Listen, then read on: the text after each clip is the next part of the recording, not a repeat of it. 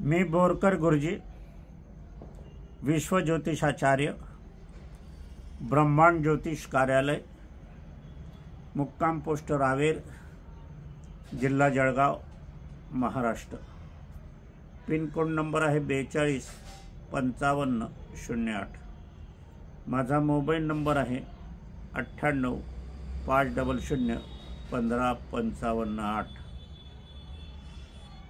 आता पाहू तर आपण 2025 पूर्ण वर्षभराचं भविष्य 12 राशींचं आपण बघितलं आहे।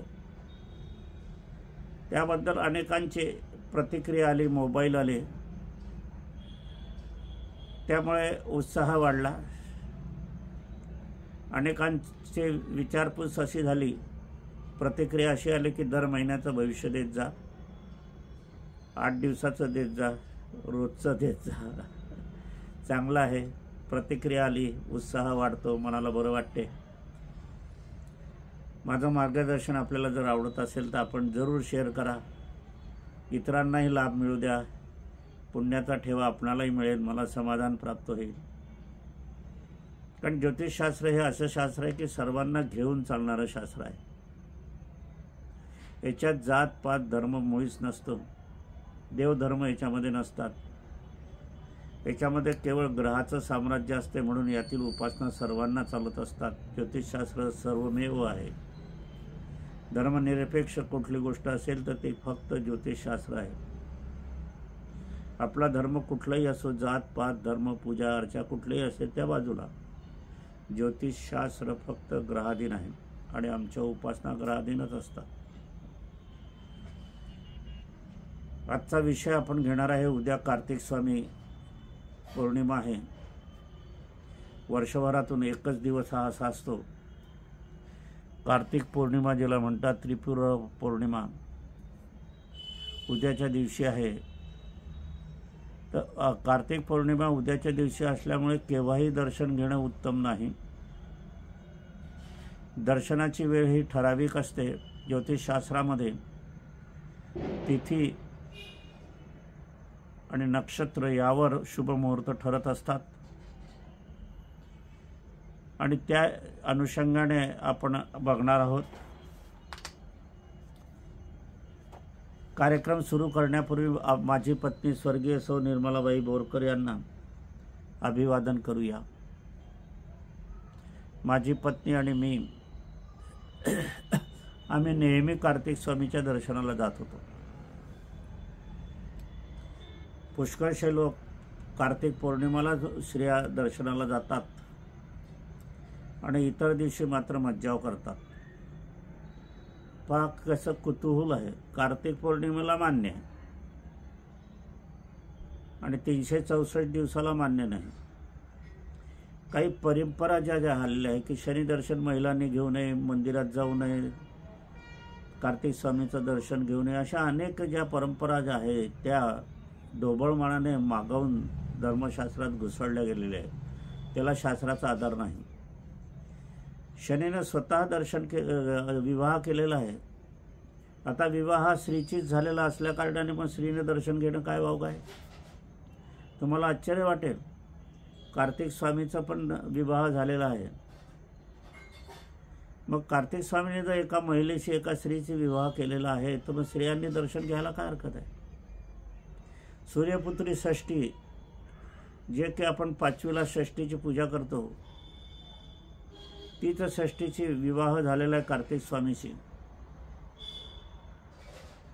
ज्या वेळेला पृथ्वी प्रदक्षिणा घालण्याचं सांगण्यात आलं गणेशाला आणि कार्तिक स्वामीला, गणेशाने आईवडिलांच्या भोवती प्रदक्षिणा घातली, आईवडिलांचं पूजन केलं आणि पृथ्वी प्रदक्षिणाचं पुण्य प्राप्त करून सर्वश्रेष्ठ पूजनाचा मान मिळवला आणि त्याच वेळा गणेशाचं लग्न झालं रिद्धी-सिद्धीशी। आणि कार्तिक स्वामी भोळेपणाने पृथ्वी प्रदक्षिणेला निघाले, त्यांच्या अपरोक्ष हे विवाह झाला आणि म्हणून कार्तिक स्वामी नाराज झाले आणि ते कैलास पर्वतावरून दूर जाऊन दक्षिण भारतात स्थिरावले म्हणून आपल्याला भारतामध्ये जर पाहायला गेले तर महाराष्ट्रापासून वरती उत्तर हिंदुस्थानामध्ये कार्तिक स्वामीचे मंदिरं यदा कदाचित आहे, कुठेतरी आहे. परंतु दक्षिण भारतात गेले तर आपल्याला बघायला मिळते की तिथे कार्तिक स्वामीचं वास्तव्य असल्या कारणाने जागोजागी मोठमोठी कार्तिक स्वामीची मंदिरं आहेत. आणि आश्चर्य वाटेल, ह्या मंदिरामध्ये स्त्रियांना पूजनाचा अधिकार आहे, दर्शनाचा सुद्धा अधिकार आहे. आणि महाराष्ट्राच्या वर आणि महाराष्ट्रामध्ये मात्र दर्शनाचा महिलांना मज्जाव केला जातो. याच्याविषयी कायद्यानं मात्र बंधनं आणली पाहिजे. स्त्रियांना दर्शनापासून वंचित ठेवणं हे चांगलं नाही. माझी पत्नी, आम्ही जातही होतो, जवळपास जी काही कार्तिक स्वामीची मंदिरं होती, आता कार्तिक स्वामीच्या मंदिरामध्ये फार तर शुकशुकाटच असतं, येतं रवी, उद्या रांगा लागतील. तर आम्ही 12ही महिने कुठेही गेलो तर कार्तिक स्वामी उभयता दर्शन घेत होतो. कारण मला माहीत होतं की कार्तिक स्वामींनी विवाह केलेला आहे आणि दर्शनाचा लाभ आपण घ्यावा.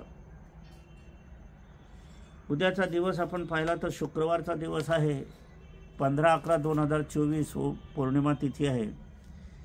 सकाळी 6:20 सुरू होत आहे व ही पौर्णिमा रात्री 26:59 म्हणजे रात्री 2:59 पावेतो राहणार आहे. आता पौर्णिमा आहे, परंतु भरणी नक्षत्र हे गुरुवारचे रात्री 12 वाजेपासून 33 मिनिटांनी सुरू होत आहे मध्य आदल्या दिवशी, आणि शुक्रवारचे रात्री 9:55 पावेतो आहे. म्हणजे तुम्हाला या ठिकाणी भरणी नक्षत्र आहे केव्हा, तर शुक्रवारी. आता या ठिकाणी पहा, आपणास कार्तिक स्वामी दर्शनासाठी पौर्णिमा तर लागतेच, परंतु तिथी ही कृतिका नक्षत्र असेल तरच दर्शन होते, आणि त्यावेळेला कृतिका नक्षत्र नाही आहे.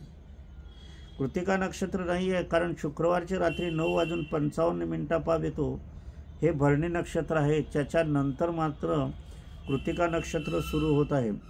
तर शुक्रवारी रात्री 9:55 नंतर कृतिका नक्षत्र येत आहे, त्यावेळेला पौर्णिमा पण आहे. व पौर्णिमा या रात्री 2:59 पावेतोच आहे. पहा कसं आहे या ठिकाणी आपल्याला जरा कसरत घ्यावी लागणार आहे दर्शनासाठी. म्हणजे कार्तिक स्वामीचं दर्शन शास्त्रीय पद्धतीने नुसार घ्यायला गेले तर रात्री 9:55 नंतर ते रात्री 26:59 पावेतो, म्हणजे 2:59 पावेतो आपल्याला वेळात घ्यावं लागणार आहे. याच्या अगोदर तुम्ही दर्शन घेतलं किंवा नंतर दर्शन घेतलं ते दर्शन होणार नाही, ते कार्तिक स्वामीच्या मूर्तीचं बघणं होईल. यापूर्वी किंवा ह्यानंतर कार्तिक स्वामीचं दर्शन होणार नाही, मूर्ती बघणे होईल, हे लक्षात घ्या. आपल्याला दर्शन हवं असेल तर आपल्याला रात्री 2:59 पावेतोच दर्शन घ्यावं लागणार आहे. शुक्रवारी रात्री 9:55 नंतर कृतिका नक्षत्र सुरू होत आहे आणि पौर्णिमा रात्री 2:59 पावतो कार्तिक स्वामीचं दर्शनाची पद्धत आपल्याला शास्त्रीय होणार आहे. यापूर्व यानंतर कार्तिक स्वामीचं दर्शन होणे शक्य नाही. त्रिपुरा राक्षसाचा वध या दिवशी झालेला आहे. या दिवशी आपल्याला काय करायचं आहे, 750 वाती एकत्र करायच्या आहेत. एक वाती करायची, 750 त्याचा गठ्ठा करायचा आणि तो गठ्ठा एकत्रित करून दीपक प्रज्वलित आपल्याला करायचा आहे. तो कार्तिक स्वामीच्या मंदिरात करा किंवा घरी आपल्या देवघराजवळ करा. नवीन कापसाची माळ आपल्याला करायची आहे, त्याला 8 गाठी घालायची आणि ही माळ कार्तिक स्वामीला अर्पण करायची आहे. परंतु आता वर्तमान स्थितीमध्ये कार्तिक स्वामी मूर्ती हे कटघऱ्याच्या आत असताना आपल्याला तिथे जाऊ दिलं जात नाही. ही एक शोकांतिका आहे, हे बरोबर नाही आहे. परंतु काय करणार, त्यांचे नियम आहे, त्यांचं मंदिर आहे, दर्शन आपल्याला घेणं आहे, म्हणून ते नियम पाळणे जरुरीचे आहे. विरोध कोणी करत नाही, म्हणत नाही. विठोबाचं दर्शन आपल्याला प्रत्यक्ष घेता येते, परंतु तिथेही जे बडवे पुजारी गिजारी असतात ते होडाटाण करतात आणि भक्तांना ठोकतात. ही चांगली गोष्ट मंदिरात पाहायला मिळत नाही. याच्यात बदल होणं गरजेचं आहे. ही नवीन कापसाची माळ मग त्याच मंदिरामध्ये ठेवून द्यावी. असं असताना 1 मुठी तीळ कार्तिक स्वामीला अर्पण करावी. 1 रुद्राक्ष सुद्धा कार्तिक स्वामीला अर्पण करण्याचा दिवस आहे. वास्तुस्थानाच्या ब्रह्मस्थाने म्हणजे मध्यभागी. आपल्या 4 खोल्या असतील तर प्रत्येक खोलीच्या मध्यभागी केलं तरी चालेल, नाही तर जो हॉल आहे किंवा मध्यभागी जो आहे तुम्हाला असेल, जिथे इच्छा असेल त्या खोलीचा मध्यभागी आपल्याला दीपक प्रज्वलित करायचा आहे गाईच्या तुपाचा, तो वरच्या मी सांगितलेल्या वेळेतच. मेष 1, वृषभ 2, मिथुन 3, कर्क 4, सिंह 5, कन्या 6, तुळा 7, वृश्चिक 8, धनु 9, मकर 10, कुंभ 11 आणि मीन 12. म्हणजे हे अंक आहे.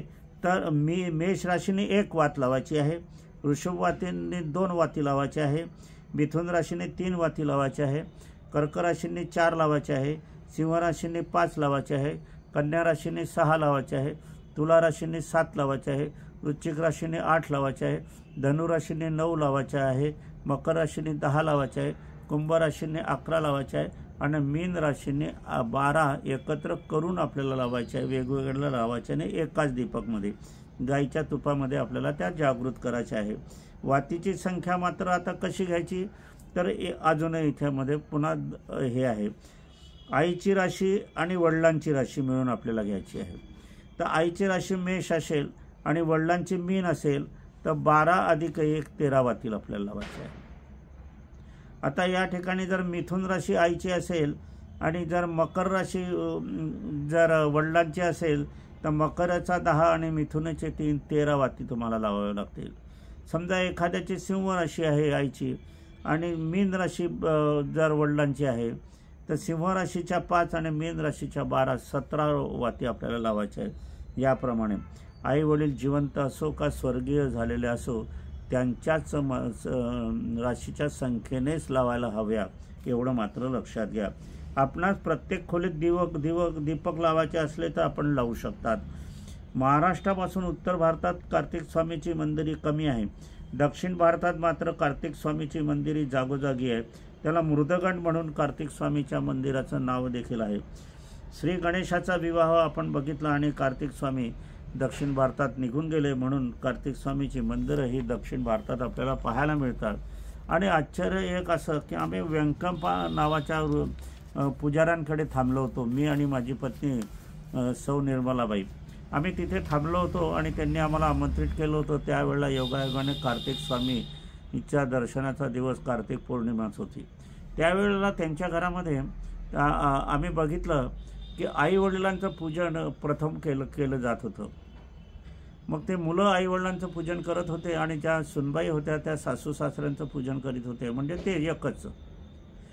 पण मात्र सुनबाईचे आई वडील बाजूला बसलेले होते, त्यांचं पूजन मात्र सुनबाईंनी केलेलं नाही. मग यांना मी कारण विचारलं का असं हे का, तर ते म्हणे त्यांच्या घराण्यातून ही निघून गेलेली आहे, ते घराणं हिला चालत नाही, त्याच्यातून स्थापित घराणं हे पतीचं असते म्हणून पतीचेच आई वडील हे तिचे आई वडील असतात, म्हणूनच त्यांचं पूजन करायचं असते, सत्कार करायचा असतो, नमस्कार करायचा असतो, त्यांना ओवाळायचं असते, नवीन भेटी द्यायच्या असतात. आई वडिलांच्या घराण्याचं त्यांचं गोत्रगित्र ते संपून जाते म्हणून त्यांचं दर्शन किंवा नमस्कार करण्याची त्या दिवशी गरज नसते. एक नवीन माहिती मला त्या ठिकाणी उपलब्ध झाली म्हणून मी हे तुम्हाला सांगत आहे. आता आपल्या घरामध्ये आई वडील जिवंत असतील तर आपल्याला नमस्कार, त्यांना बक्षीस देणे, त्यांचा सत्कार करणे आपल्याला करता येईल. सुनबाईने पुन्हा सासू सासऱ्याचा नमस्कार करावा करा.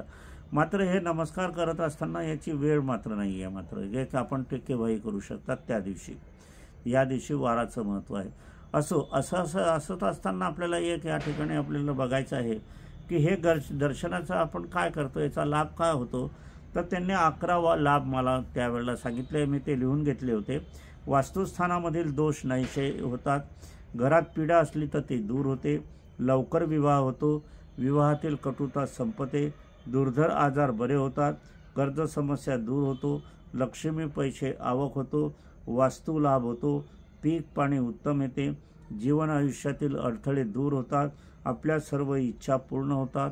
मग संततीबाबतच्या इच्छा असो का इतर कुठल्या असो त्या सर्व इच्छा पूर्ण होणार. आईवडिलांचं पूजन नमस्कार करणं, बक्षीस देणं, त्यांच्या इच्छापूर्ती करणं या आहे. आणि हे कार्तिक स्वामीच्या या असल्याने हे तुम्हाला बंधन आहे. कार्तिक स्वामी देवता ही रुष्ट देवता आहे, क्रोधी देवता आहे, तापट देवता आहे.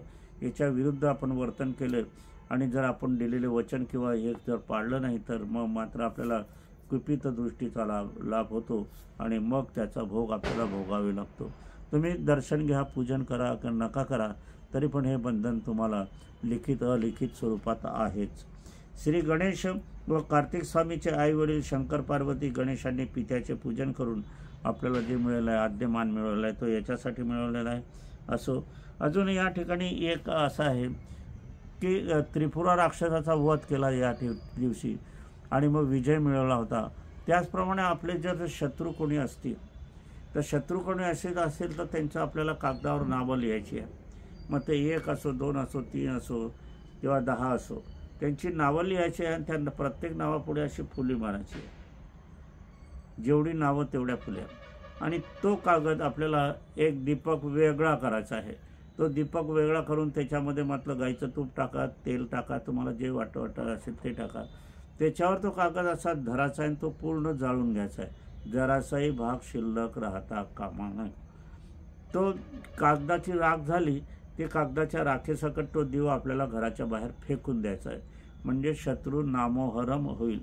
हा प्रयोग अनेकांनी दक्षिण भारतामध्ये मला केलेला सांगितला आहे आणि तो यशस्वीरित्या आहे. शत्रू गारत होतो. काही गुप्त शत्रू असतात, ते माहिती होतात. ते कुठल्याही प्रकारचे शत्रू असो. पण याच्यामध्ये मला एक असं सांगितलं की शत्रू मग तो आपला नातेवाईक असला तरीही याविषयी आपल्याला हा कार्य करता येतात. मात्र शत्रूविषयी करत असताना तुम्ही स्वतः प्रामाणिक असले तरच याचा लाभ मिळतो, नाहीतर याचा लाभ मिळत नाही. असं दक्षिण भारतामध्ये आम्ही फिरता काही गोष्टी आपल्याला लाभ मिळतात सांगितलं, ते मी तुम्हाला सांगितलेलं आहे. असो, उद्या कार्तिक स्वामीचा दर्शनाचा लाभ घ्या, यश मिळवा. आजचा कार्यक्रम इथे समापन करण्यापूर्वी मी आपणाला काही यंत्रसिद्धी मी सांगितलेली आहे. 5x11चं पाकिट घ्या, त्याच्यावर आपला पत्ता लिहा स्वतःचा, त्याच्यावर 20 रुपयाचे पोस्टाची तिकिटे लावा, ते पाकिट दुसऱ्या पाकिटात घाला, त्याच्यावर माझा पत्ता लिहा, ते बंद करा आणि ते पाकिट स्पीड पोस्टाने माझ्याकडे पाठवा. आणि मग आमची शिष्य मंडळी ती तुमच्या पाकिटामध्ये यंत्रसिद्धी घालून ते पाठवून देते. यंत्रसिद्धी काच फ्रेम करायची आहे, सर्वांना दिसेल अशी लावायची आहे. किराणा वस्तूचा व्यापार असो, मॉल असो, शॉप असो, केश कर्तनालय असो, ब्युटी पार्लर असो, दवाखाना असो, मेडिकल स्टोअर असो, ज्वेलरचं दुकान असो, शिक्षणाचा व्यवसाय असो, स्टेशनरीचा व्यवसाय असो, कपड्याचा व्यवसाय असो, कुठल्याही ठिकाणी ग्राहकांना दिसेल अशी सर्वांना घरात लावायची असेल तर सर्वांना दिसेल अशी ही लावायची आहे. काच फ्रेम केल्याने याला की यंत्राला टोक वाजा लागत नाही आणि ती लवकर स्फटिका रूपात प्रभावित होत असतात. हे अभिमंत्रित करून देत असल्याकारणाने आपल्याला पूजापाठ करायचा काम नाही. या यंत्रावरील मोठ्या यंत्रावरील काही अशा उंचीवर लाव की आपला हात पुरेल असेल. मग आपला दोघे हात त्या यंत्राच्या खाली ठेवायचे, मोठ्या यंत्राच्या खाली, तो मंत्र जाप करायचा. नंतर लहान यंत्राच्या खाली केला तो मंत्र जाप करायचा. मंत्रजापासाठी वेळ असाला तरच करायचा, नाही तर नमस्कार करायचा, बाहेर निघून जायचं, पुन्हा घरात आल्यावर नमस्कार करायचा. जिथे तुम्ही व्यवसाय प्रतिष्ठाने आहे तर तुमचं शाप उघडल्याबरोबर नमस्कार करायचा. दिवा अगरबत्ती तुम्ही पुष्पहार माळा लावू शकतात. संध्याकाळी परत दिवा अगरबत्ती पुष्पमाळा तुम्ही लावू शकतात. अशी ही यशसिद्धीची आहे. ज्यांना ही हवी आहे त्यांनी आमच्याकडे मागणी करावी. त्याच्यामध्ये तसं लेटर टाकावं, पत्र लिहावं आणि तुम्हाला जो काही लाभ मिळाला तो लिखित स्वरूपात आम्हाला तुमच्या फोटोसह लहानसा पासपोर्ट फोटो लावला तर अतिउत्तम. त्याच्यानंतर आम्ही तुमच्याशी संपर्क साधू आणि काही अजून यंत्रसिद्धी निघाली तर त्याची सूचना आम्ही तुम्हाला देऊ. त्यावेळेला मोबाईल नंबर अवश्य लिहा. असो, माझी पत्नी स्वर्गीय सौ निर्मलाबाई बोरकर यांना अभिवादन करूया आणि आजच्या कार्याचं समापन करूया.